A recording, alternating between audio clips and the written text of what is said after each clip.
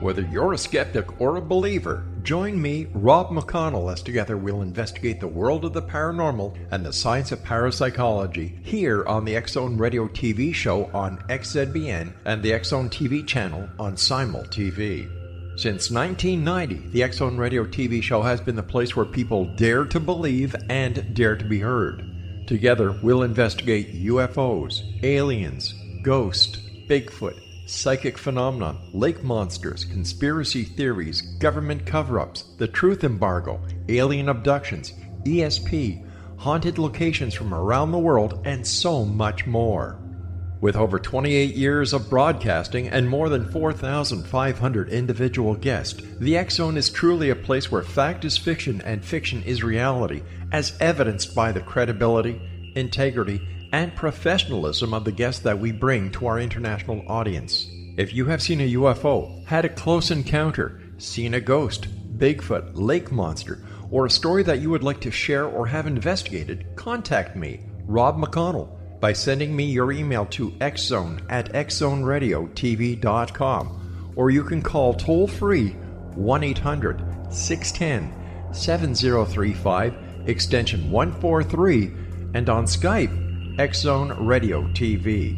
For more information on the X-Zone Radio TV show with yours truly, Rob McConnell, visit www.xzoneradiotv.com or www.xzonetvchannel.com or simultv.com and xzbn.net. Until next we meet here in the X-Zone from our broadcast center and studios in Hamilton, Ontario, Canada, always remember, X-Zone Nation, keep your eyes to the sky and your heart in the light.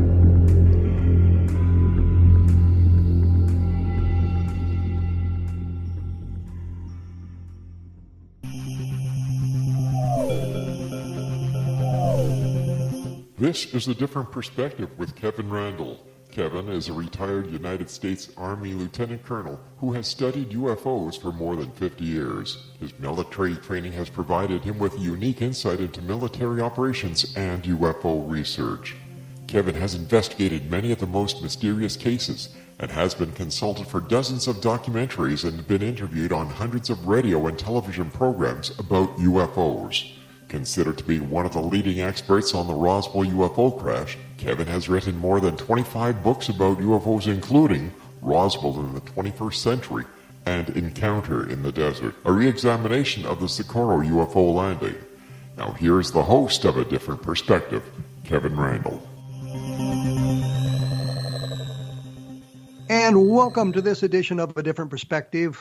I'm Kevin Randall. I'll be joined with Don Burleson in just a moment. I want to do a mini rant, though. Over the last couple of weeks, I've had all kinds of problems with people attacking me personally, suggesting I'm a liar. I'm a skeptic, worse than Philip Glass. I've seen reviews of my books that suggest one of them on Roswell in the 21st century. The guy says, "Don't buy this book, there are no aliens." And I'm thinking, excuse me, read the book and you would find out the conclusion is probably somewhat different than you expect it to be. I don't understand why there's this sudden assault on my integrity, but it seems to be circulating through the UFO community. The only thing I have done is try to get to the bottom of the UFO mystery, try to provide the best evidence I can, do the best investigations possible, and provide the best information. And people just become irritated at me for that. And I just don't understand it. If you're really interested in UFOs and you really want to know what's going on, that would be the attitude you'd want to take. Not all UFO sightings are of alien spacecraft. I think the entire UFO community, as a matter of fact, understands that 95% of the sightings reported are mundane. They're mistakes. They're misidentifications. They're hoaxes. And then you have this small category of 5% that are unexplained, which doesn't mean they're alien spacecraft. And I can think of a number of cases that have been labeled unidentified originally that we've now, because of our science advancements, are able to identify. But I just wanted to mention that it's getting really tiresome of these personal attacks. You want to argue about the information. You want to argue about the facts. Yeah, let's do it. Let's debate it. But there's no need to attack me personally. Now that I have that off my chest, I will bring on Don Burleson.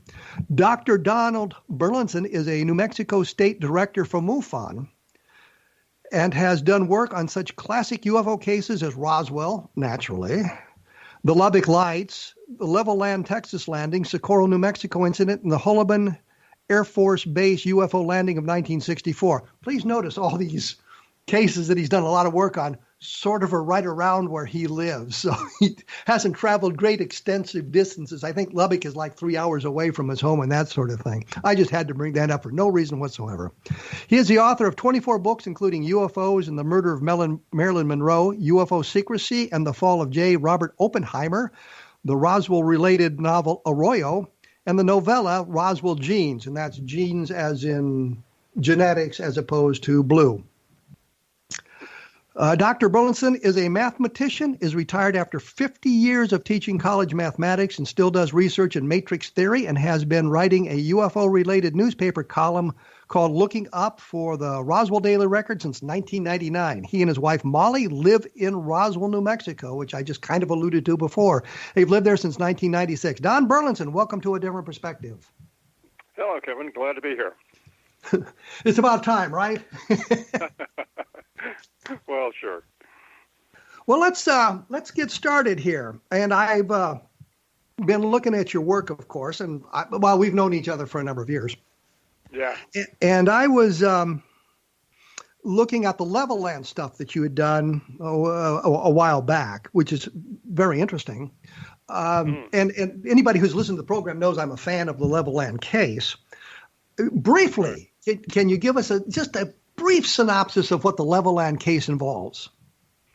Okay, well, on the evening of November 2nd to 3rd, right around just before and just after midnight, numerous reports came in to the sheriff's office in Levelland, Texas, about objects being seen on and around the highways around Levelland. And these reports just kept coming in, and people were reporting what we would now call the EM effect, the electromagnetic stoppage of your motor or making your lights dim or your motor splutter and go out. That wasn't a very well-known concept in those days, and so it's interesting that people continued to, were constantly reporting it. And around 1:30 in the morning, the sheriff got so exasperated with hearing all these reports coming in, he decided to go out and have a look himself. So he took his deputy, a fellow named McCulloch, as I remember, out, and sure enough, they saw the object aloft too and experienced the EM effect. And shortly afterward, of course, the place was inundated with military and government people, and the cover-up began. And essentially, what wasn't known until my wife Mollie and I went down there and kind of started poking around and digging up new evidence is that the sheriff was threatened. Not that that's anything unusual or any big surprise, but the sheriff was threatened actually to keep quiet about what he had seen. Although the official explanation was, quote, ball lightning, unquote, which of course is commonly known to land on highways and take off again and land other places.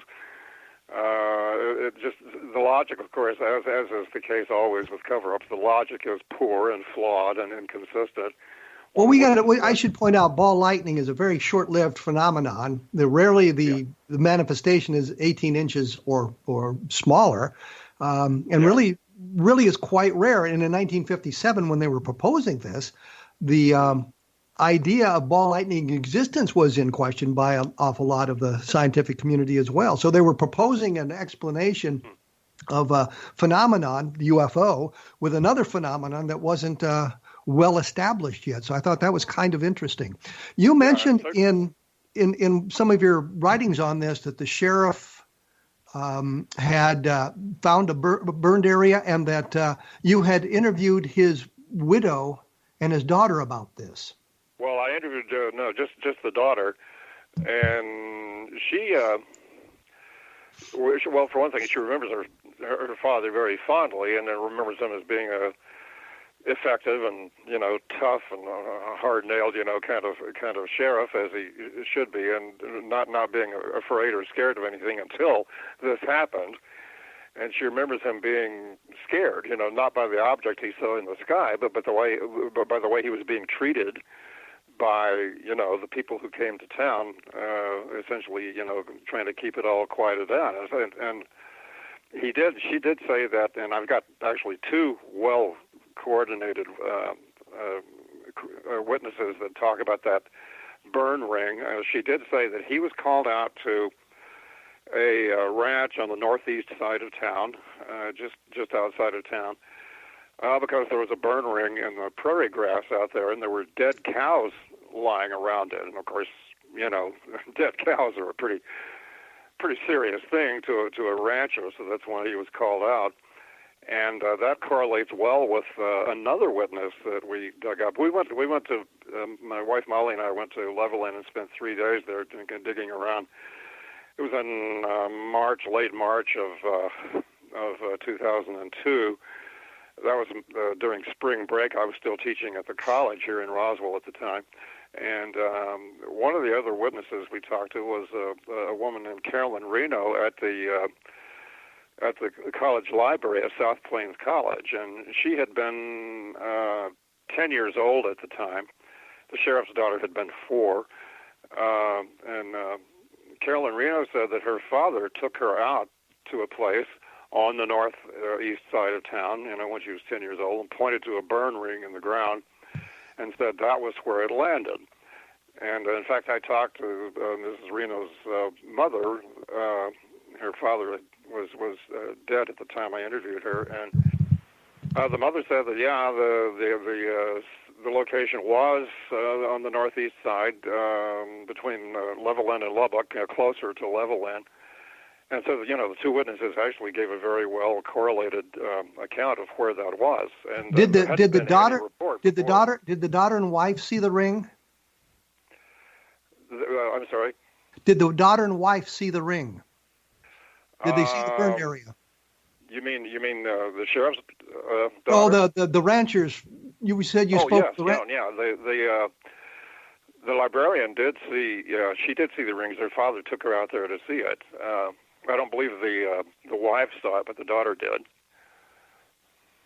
And of course, the sheriff's daughter didn't see it. She was only 4 years old at the time, but she said her father was reluctant to talk about any of it until one day at a coffee shop with a bunch of friends, he kind of started opening up about it, and that's when he talked about being threatened and talked about going out to the ranch and seeing a burn ring. Okay, well, we're going to have to take a break here.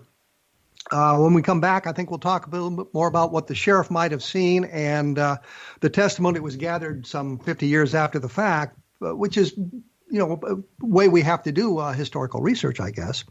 I will have up more information about this at www.kevinrandle.blogspot.com and take a look at Roswell in the 21st century if you're interested in the Roswell case, and Encounter in the Desert, which will become important to this discussion later on this afternoon as we get a little deeper into some of these other cases. Once again, it's www.kevinrandle.blogspot.com, and take a look at xzbn.net, and you'll find a listing of fine programs here that'll surely excite you in some fashion. We will be back right after this.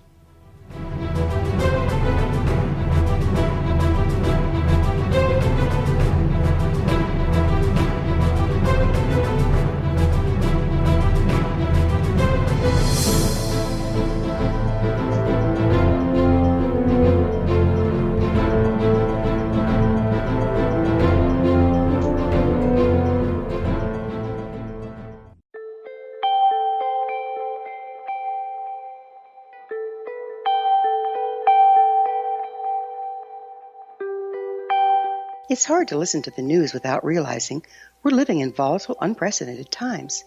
Yet never has there been such an opportunity to transform the human condition. As old structures fail, where can we find the guidance to co-create a better way? Find Your Path Home is an ever-evolving, leading-edge information, education, and healing resource center designed to support and guide you on your path to unity and enlightenment. Based on sound principles employed by shaman worldwide, we provide techniques that can support you through the current transitions, offering online shamanic classes, international long-distance shamanic healing sessions, complimentary Mission Evolution radio episodes and Stairway to Heaven TV vignettes, seminars, retreats, and much more. All of this can be found on findyourpathhome.com. So I was watching the X Zone TV channel last night when I was abducted by aliens, and they kept repeating to me over and over again, simultv.com, simultv.com. What's simultv.com? That's what I asked them. They had it written on the side of their UFO. How do you spell that? UFO. No, I mean simultv.com. simultv.com. simultv.com. Right. simultv.com. Interesting that you were abducted by aliens in a simultv.com UFO last night. Oh, yeah? Yeah. Now that you mention it, I remember now last night I was awakened from a deep sleep. My great-grandmother was standing there. She said she'd come from the hereafter to tell me about simultv.com. She even spelled it out for me. simultv.com, sonny boy. simultv.com. simultv.com, sonny boy. Wow. Yeah. Guys, you'll never guess what my psychic guru just told me. simultv.com. Exactly. Are you guys psychic too? Of course. We all know about simultv.com. simultv.com.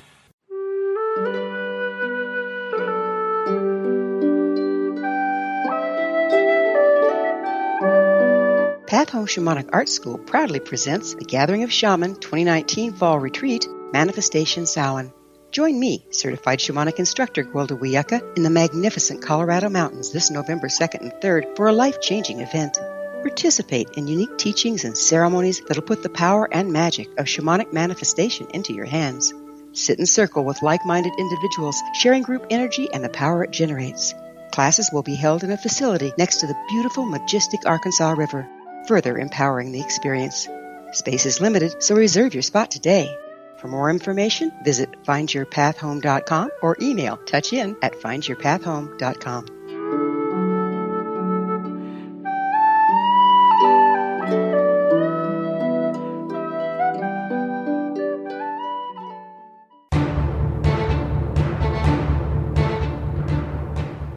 I am here with Don Burleson. He of Roswell, New Mexico, and UFO investigating fame has looked at a lot of the cases I'm very interested in as well. So we'll have a good discussion on all that. When we went away, we were talking about some of the problems Sheriff Weir Clem, I think his name was, had during the investigation, and how he eventually went out himself to take a look at the to see what he could see. I will note here that according to the Project Blue Book files, there is nothing to suggest a burned area anywhere. It may not well have been reported to the Air Force, and that the number of witnesses to the object, according to the Air Force, was only 3. What did you find in your research, Don? Well, actually, even the early NICAP kind of run through, on that whole affair, listed several witnesses. I counted, my wife Mollie drew a new map. Theirs was a little incomplete, and so, we kind of drove around, and I would stop and say, okay, make a mark here, this is a quarter of a mile north, and, turn here, and this is a quarter of a mile west, and so on.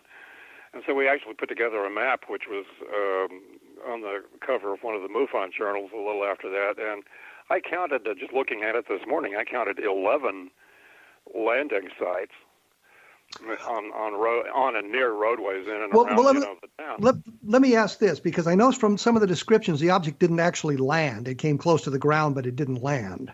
Yeah, they were different. One witness said he actually saw it land. The one witness said it was already in the roadway when he drove up. Another, saw it in a field. That was Pedro Saucedo, saw it in a field just north of the road, and then it took off and kind of skimmed over the top of his truck and scared the devil out of him. And some people just saw it in the air. There was a farmer who reported it going over his combine and kind of shutting the combine down, with the EM effect, apparently. So, yeah, sometimes it was in the air, sometimes it was on the road, sometimes it was on the road and taking off, sometimes it was in the process of landing. And there must have been close to a dozen motorists who were witnesses who communicated what they had seen to the sheriff. So, yeah, there were a lot more witnesses than that. Well, the NICAP and the Air Force got into a big argument over the number of witnesses. The Air Force claimed 3. Don Kehoe at NICAP claimed there were 9. Don't know why I was stumbling over the number. And according to my calculations and my review of the research, including what's in the Project Blue Book files, there were witnesses at 13 separate locations that reported something, all almost independently of one another, because they all came in from over a short period of time, and there was no opportunity for them to read the newspapers the next morning or any of that sort of thing. So there were at least 13 different witnesses at different locations. Yeah, there were a lot, and there were a lot of different locations, and the locations were different in detail. As I said, some involved the object being aloft at the time, some involved it being on the roadway, some involved it being in the process of taking off, some involved it being in the process of landing. So, these different witnesses all told a variety of stories, but they were consistent, too, because if you look at them, one of them said, for example, he saw it take off and go north, and then the timing is just right when another witness says, well, I was at a north location and saw it go by or saw it land again. And so, it all correlates well. According to the Project Blue Book files, and according to the documentation available up to this point, the sheriff said that he just saw a streak of red in the distance. I think you suggested that the daughter talked about something much closer. No, she didn't specify that he saw anything more definite than that. I'll tell you who else told me about this, though, in terms of the EM effect and so on. Before we took this research trip out to Levelland in March of 2002, my wife Mollie and I had been passing through there in November of 2001 on our way back from Lubbock, and we happened to stop at a little old bookstore. That's back when there was such a thing as a walk-in bookstore, and he said nostalgically. And I got to talking to the manager and asked him, do you have any old UFO books? Because I collect them, And so the conversation fairly quickly went around to the Levelland incident. It turned out that he had gone to school with one of Sheriff Weir Clem's daughters and had interviewed the sheriff himself at one point. And that's when the sheriff told him he had been threatened and talked about the EM effect. And the interesting thing that this bookstore manager told me is that the whole November 1957 event was presaged with other sightings back during the middle of the summer just preceding.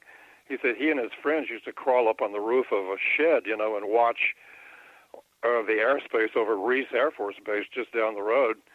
And he said they saw 3 or 4 anomalous objects cavorting around in the sky over there on more than one night. In fact, on at least one occasion, the Air Force apparently scrambled some little trainer jets, to go up and have a closer look, and the objects would speed away and so forth. And so there was actually anomalous activity in the air several weeks before the traditionally known, November 2nd and 3rd, 1957 landing event or events.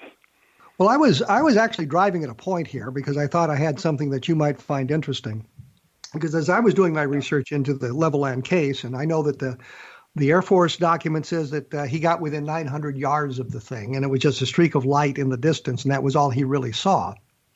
And I, of course, found nothing to suggest the sheriff himself was threatened in any way.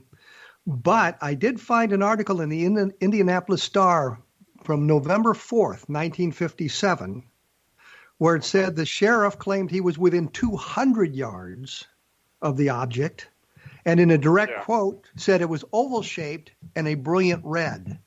So what I was driving at here was you were talking about the sheriff's daughter, what he had told her and what people had heard in kind of a secondhand way, and I had found something from a contemporary source that suggests that the reporter for the Indianapolis Star had actually talked to the sheriff before the Air Force got there and made a big play for it.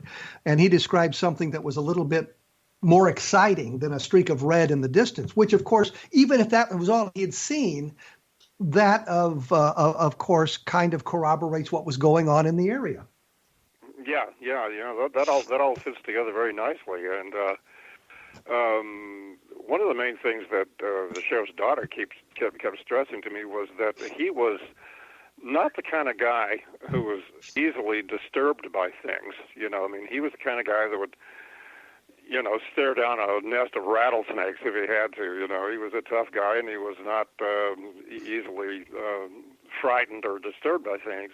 But he was disturbed by this whole thing, and not so much by, as I said, the thing in the sky, but by the way he was treated in the aftermath. You know, basically, she said she remembers him saying that they told him, quote, "Drop it," unquote, and quote, "You didn't see anything," unquote.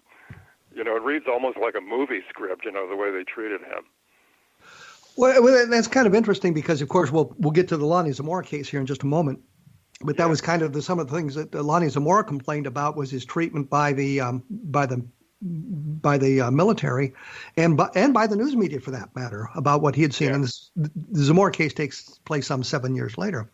The other aspect of this, the Condon Committee, the University of Colorado study sponsored by the Air Force to look into UFOs, never looked into the Levelland case at all. I think there's a single reference to it in the Condon report, and it's based on some woman's claim that her car had been stalled by a close approach of a UFO, and they went out, investigated, and couldn't find any evidence of it. And so they kind of dismissed the Levelland case because they could find no mechanism by which a huge magnetic force could suppress an engine, and then the car would spontaneously restart. Yeah, and the EM effect was something that the Levelland witnesses continually kept harping about. You know, even the sheriff, we went out in his, at that time, new 1957 Plymouth Fury, you know, even had a mechanic look at it the next morning, saying, you know, is there any reason this car should have stalled out the way it did? And the mechanic didn't find anything, of course. Well, the thing that was important here is I got to thinking about that, and there was really nothing in the dialogue or the descriptions or the notes made by the people in the Air Force files and otherwhere that suggested the car started spontaneously. It said when the object left, the car started.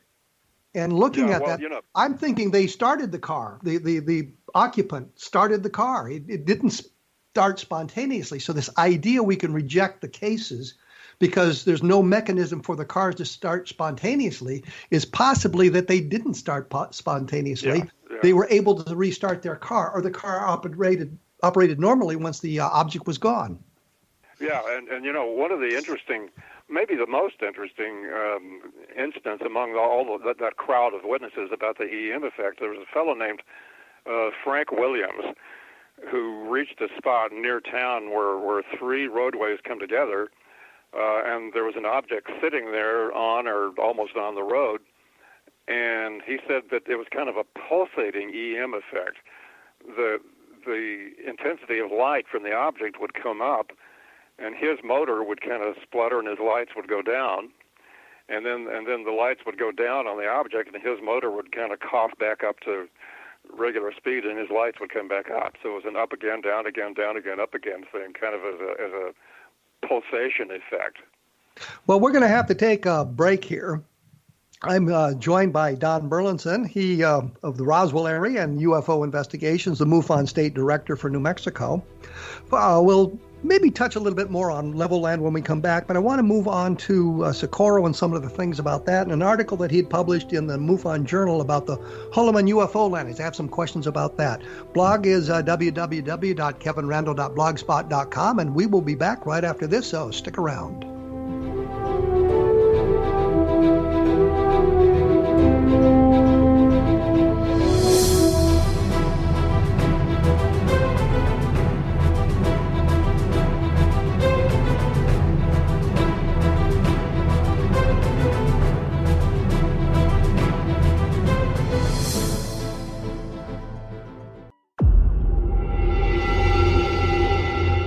Whether you're a skeptic or a believer, join me, Rob McConnell, as together we'll investigate the world of the paranormal and the science of parapsychology here on the X-Zone Radio TV show on XZBN and the X-Zone TV channel on Simul TV. Since 1990, the X-Zone Radio TV show has been the place where people dare to believe and dare to be heard. Together, we'll investigate UFOs, aliens, ghosts, Bigfoot, psychic phenomenon, lake monsters, conspiracy theories, government cover-ups, the truth embargo, alien abductions, ESP, haunted locations from around the world, and so much more.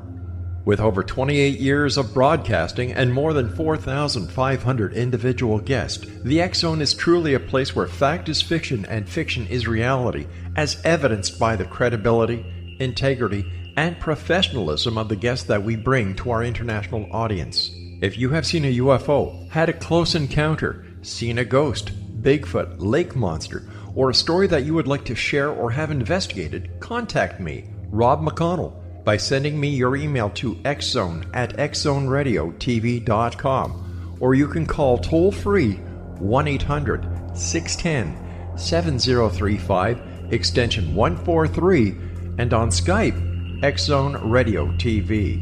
For more information on the X Zone Radio TV show with yours truly, Rob McConnell, visit www.xzoneradiotv.com or www.xzonetvchannel.com or simultv.com and xzbn.net. Until next we meet here in the X Zone from our broadcast center and studios in Hamilton, Ontario, Canada, always remember, X Zone Nation, keep your eyes to the sky and your heart in the light.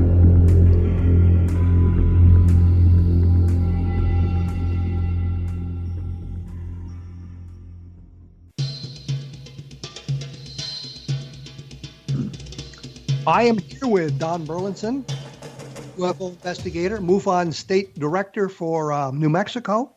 We've been talking about Levelland. I think we've kind of beat that topic into the ground for the moment, unless, Don, you have something you'd like to add that we might not have mentioned? Nothing major comes to mind. Other than, I think the important thing with the Levelland case is, A, it is multiple witness. It is multiple independent witness. The object interacted with the environment. There may have been landing traces, which would have been great evidence if they'd gathered it in 1957. Rather than speculating about it today, we'd have a much stronger case. So let's move on to this article, which relates to Socorro in one respect, that you wrote for the September issue of the MUFON Journal. And there was something in here that kind of bothered me. There's been I'm sure you know, there's been a kerfuffle, I can't think of a better word, a little conflict about the symbol that was seen on the side of the craft. Yeah. Ben Moss and Tony Angiolo think it was an inverted V with three lines through it. Lonnie Zamora seemed to think that it was more of an umbrella-shaped symbol with a sort of an arrow in it, painted bright red. And the idea was, I think in 1964, when the landing took place, Captain Holder, who was an Army officer that was involved in the early investigation, I mean, within literally a couple of hours of Zamora seeing the object, had suggested that maybe Zamora not talk about the symbol so that if other people reported the craft and a symbol on it, they would be able to weed out copycats and that sort of thing. Mm-hmm. But you had in here in the article that there was a secret briefing given to fighter pilots about the symbol so they would know what it looked like. And they talked about it being the inverted V with the three lines through it. And I was wondering what the source for that comment was. Well, as I understand it, Lonnie Zamora's actual description of the symbol, the red symbol in Spanish, was tres líneas, una V invertida con tres líneas debajo, which is, an inverted V with three lines under it. By under it, he means it covers them, not at the bottom of the page. Well, let me interrupt here. I think that description was given by Nep Lopez. I think it was the police dispatcher rather than Lonnie. And the problem I have with this is Lonnie Zamora said that he right after the object left, he sketched the symbol on a scrap of paper. Right. And that paper was given to the military and is in the Project Blue Book files, and Lonnie Zamora signed it. And it's the umbrella symbol with the arrow up through it. Yeah. And then he drew the symbol himself for Holder and FBI agent Arthur Burns. And it was that same symbol, and he signed that. And, Rick Baca drew, based on Zamora's description, drew what the object looked like and drew that same symbol on it under the direction of Lonnie Zamora. So my question would be, why would the Air Force file have that symbol in it and not the inverted V with the 3 lines through it? It is a little strange that the Air Force file would have that. The inverted V with the 3 lines was one thing, and the one with the curved, sort of bear's paw kind of effect, under a sort of little dome. As if I understand Coral Lawrenson's work on this correctly, she suggested, from having talked to people around the area, that apparently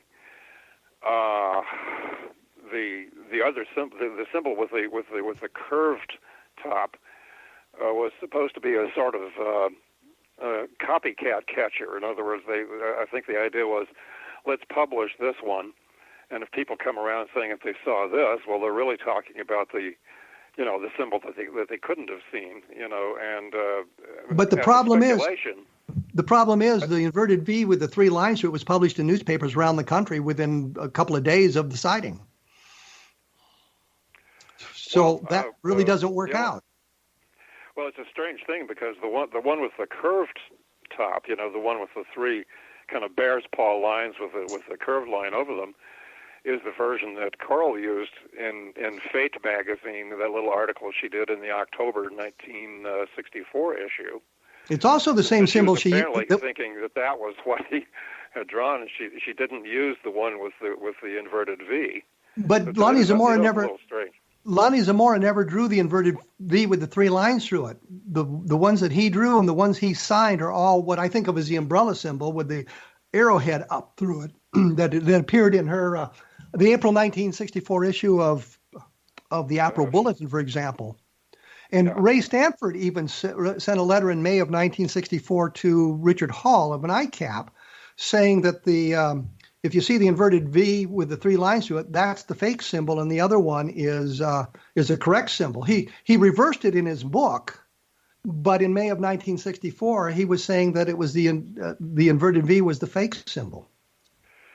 Yeah, it's all very strange. I don't know if we'll ever know, which was which. Really, it kind of depends on who you listen to, But but here's what bothered me. You say in this article that military pilots would have been given a classified briefing to warn them to be on the lookout for any airborne craft bearing insignia the way Zamora had really seen it. I want to know where the information about the classified briefing to the Air Force pilots came from. Well, that's the reason I used the verb tense that I did. I said it would have been given. I think they would have had to. In other words, I think they were shown whatever really was the symbol, that Zamora attested to.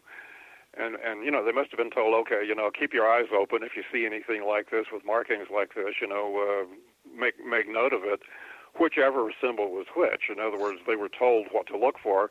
Obviously, they wouldn't be told to look for a phony symbol. They'd be told to look for whichever was the real one.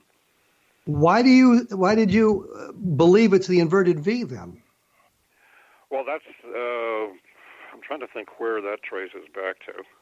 It traces back to Ben Moss and Tony Angiola, and it traces back to newspaper articles from 1964. And I think what happened here is, according to Carmen Morano, who was a Project Blue Book officer, he was working with Hector Quintanilla, and they had a big folder full with Socorro stuff. And well, of course, we've talked on the program with Carmen Morano on how this whole came about, and Rob Mercer finding the material.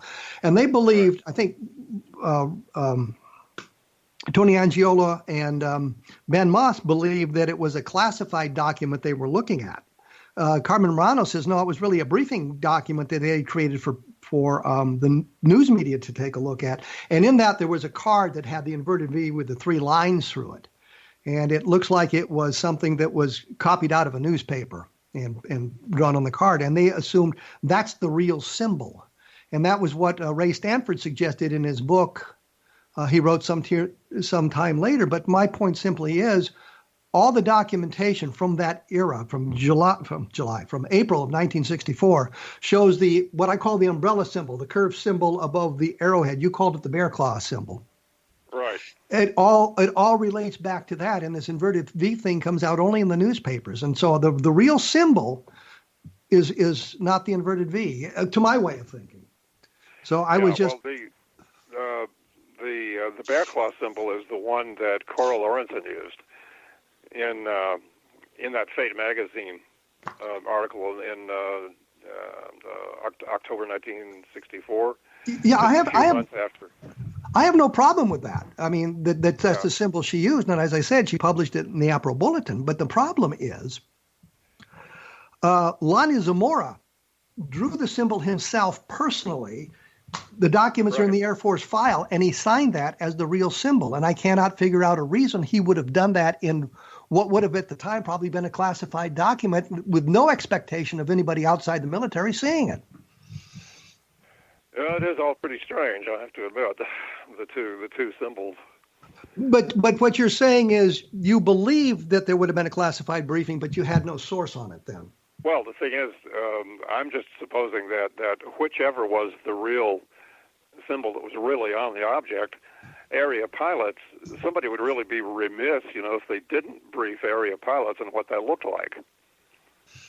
But I mean, the point is, there's no source. There's not some pilot said I sat in a class. It's the sort of thing you just figure, the Air Force would do. It would be in their own self-interest to do it. Okay.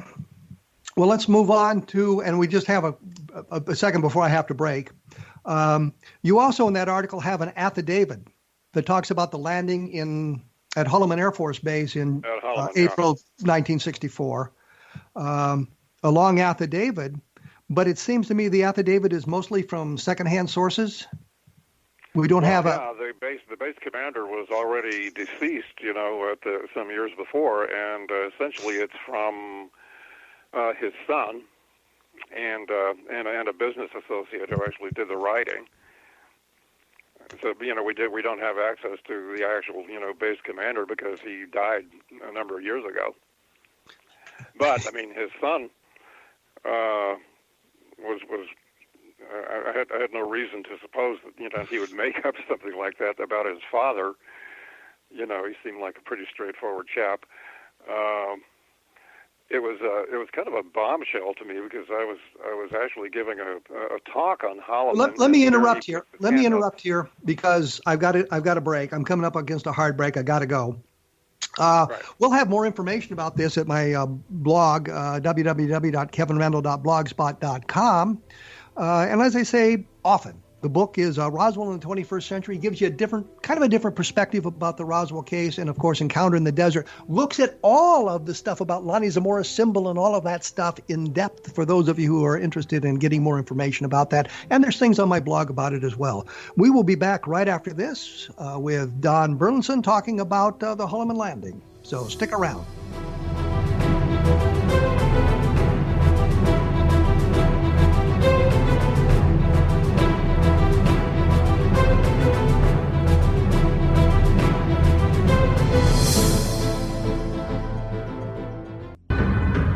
If you are looking for a safe, zero-calorie natural option to the harmful artificial sweeteners on the market today, Just Like Sugar is what you're looking for. Just Like Sugar is a wonderful natural alternative for those health-conscious people who choose a calorie-restricted diet with a great, pure, sweet flavor that tastes just like sugar. Just Like Sugar is a great natural option for people suffering from diabetes and may be useful in restricted diet programs where standard sugars are not allowed and does not cause a laxative effect of some other sweeteners. Just Like Sugar comprises a perfect blend of chicory root fiber, natural calcium, natural vitamin C, and Just Like Sugar's sweetness comes from the natural flavors from the peel of the orange. Just Like Sugar is a natural alternative to harmful artificial sweeteners and will change the way that you believe all natural sweetener products taste. Just Like Sugar is available at your local Whole Foods markets, Wild Oats markets, Henry's, Sun Harvest, and many other fine natural food stores in the U.S., Canada, and worldwide.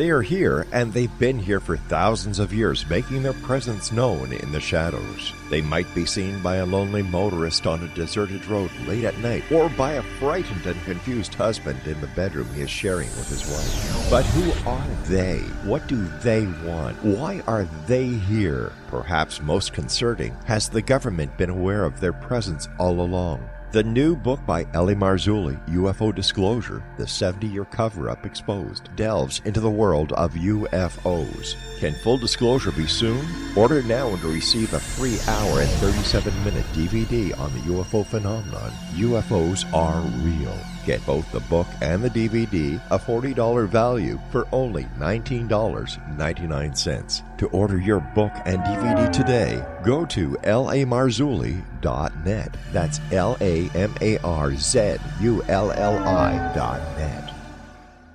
You have heard of the X Zone? Now watch it on Simul TV, plus 500 video games, live TV channels, free video on demand, worldwide, and more. Does this sound like tomorrow's television? Well, it is, but you can have it today, right now. It is Simul TV.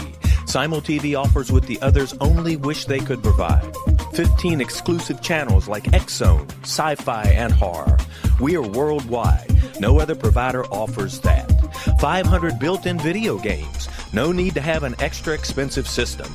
We have them included. Free video on demand. Live streaming events from around the world, interactive online network, and much more. Tomorrow's TV today. Simul TV. Sound too good to be true? Well, it's not. You can have Simul TV today. Sign up at simultv.com. Do it today.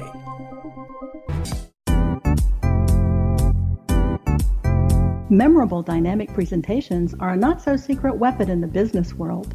Do you have a powerful message that must be shared, but you haven't found a way to deliver that message? Do you want to be known as a top public speaker who gets amazing results? Are you ready to create and deliver your powerful message? Thomas Hides can help you create and deliver your speech to get the results you desire. Visit iconquality.com. Did you expect your business to flourish, but instead it plateaued or didn't get off the ground yet? Would you like to achieve massive goals and discover new sources of income within your business? When you're ready to experience that type of success with fast results, Cindy Hendricks is the business coach for you.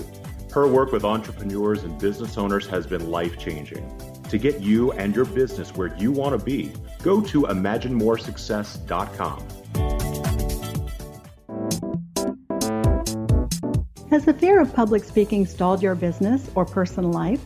What would you give to develop and maintain supreme confidence? Have an invaluable private program to always perform at your best. Imagine how you would feel. You can have all that and so much more today with Thomas Hides' life-changing course called Number One Fear Unleashed. Visit numberonefear.com and be liberated from your fear of public speaking.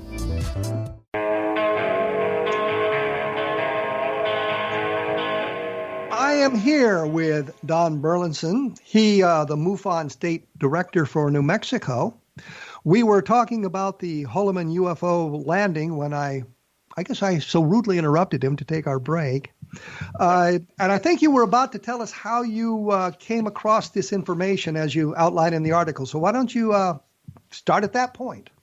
Okay, yeah, I was back in this past April. I was holding a statewide MUFON meeting in Alamogordo, and I was doing a slideshow about the Holloman landing because several years ago I had a new witness come forward saying that he had talked to some officers who had been at the base at the time and so forth. It's kind of a long story, but he had kind of nursed this uncomfortable memory, for years. And so he came forward, and I ended up, when he reported it to the MUFON, I ended up exchanging about 60 emails with him, and getting all kinds of interesting stuff. But I was giving a slideshow about all of that back in April, as I said, in Alamogordo, to this statewide meeting, and I was just about through with it, and this fellow in the audience raises his hand and says, my father was Colonel Henry Godman, who was base commander at Holloman at the time you're talking about, and here's a signed, notarized affidavit, from me and one of my associates about what my father saw. And he hands the thing to me. And, of course, at the time, I only had a chance to just kind of quickly glance over it, but I went back, of course, much more in detail later and looked it over. And basically, he tells the story that, first of all, it involved some other people. It involved one of the Operation Paperclip scientists from Germany, a fellow named Steinhoff, and his son had written to the base commander's friend, or rather his son's psychiatrist in California had written to him and said, this guy who was an airman back at Holloman in those days is really disturbed by all this, and apparently something anomalous really happened there involving a UFO and so forth. Well, let me break in here, and it involves a landing at Holloman Air Force Base and the occupants of the craft getting out of the craft and being greeted by the base commander. Yeah. It basically almost all looks like the end of Close Encounters of the Third Kind. The affidavit also says that when this story about Steinhoff was told, Steinhoff's son was told to the base commander's son, he said, I really never had any idea about any of that. What I know is I was a kid at the time, and we lived in the base commander's residence, and my father had that famous red telephone by his bed, Colonel Henry Godman. Normally the telephone only rang if it was the president or something like that, and in fact it only rang one time during the whole base commander's tenure there, and that was that night. Best we can tell, April 30th, 1964. And he said my father rushed out of the house and later came back looking all flustered and everything, and basically said that the air police had called him out because something anomalous had landed north of the base, and he had to go out there to the landing site. And the thing about it is, naturally, the father was already, Colonel Godwin was already dead at the time that I talked to this fellow, dead for a number of years.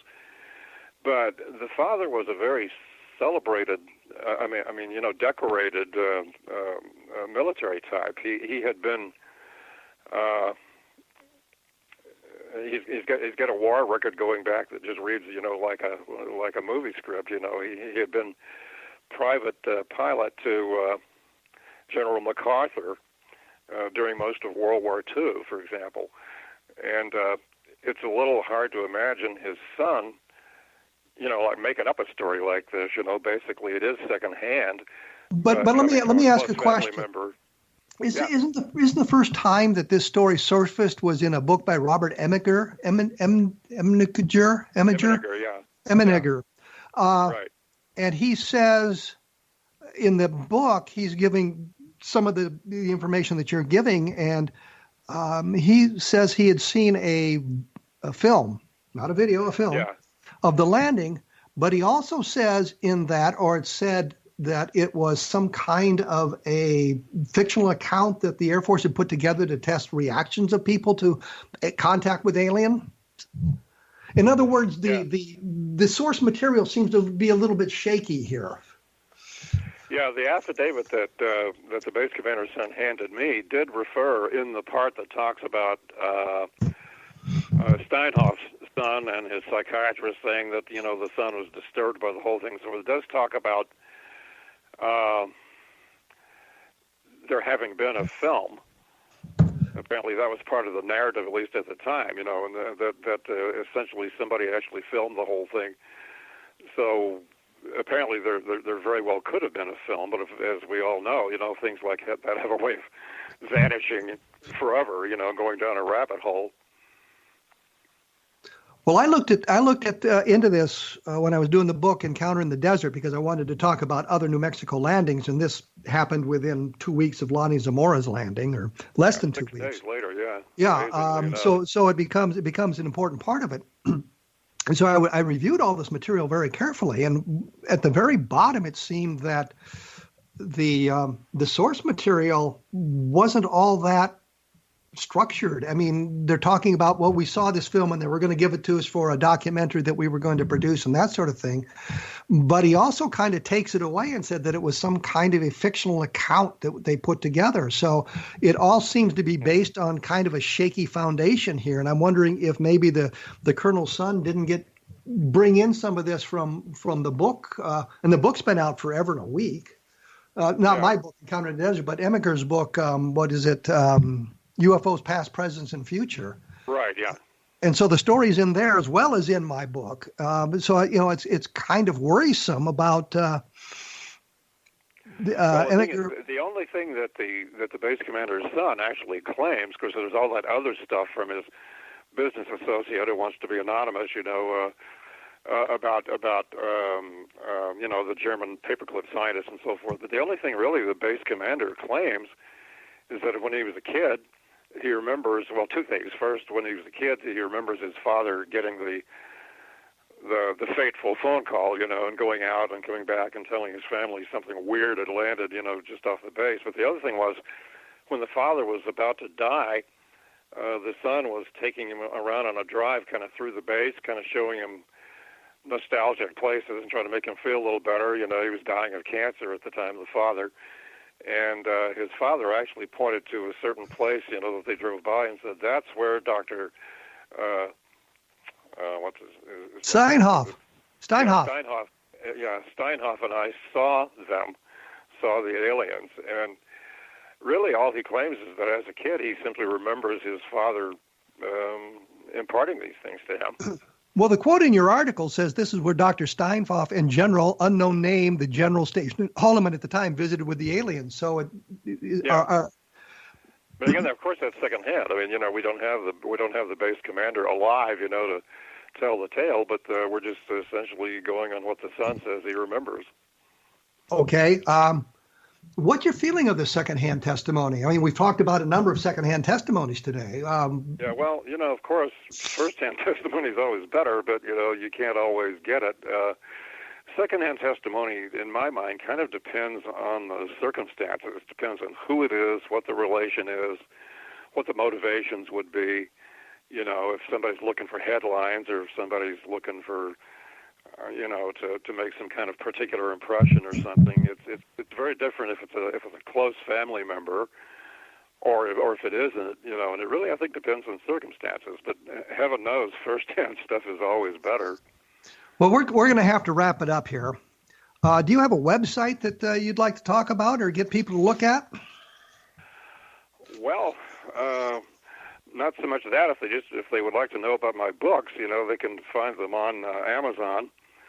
The Marilyn Monroe book is doing very well there. That's something I had an exciting time doing. And the book about Oppenheimer, basically just look up Donald Burleson, and those books will be listed there.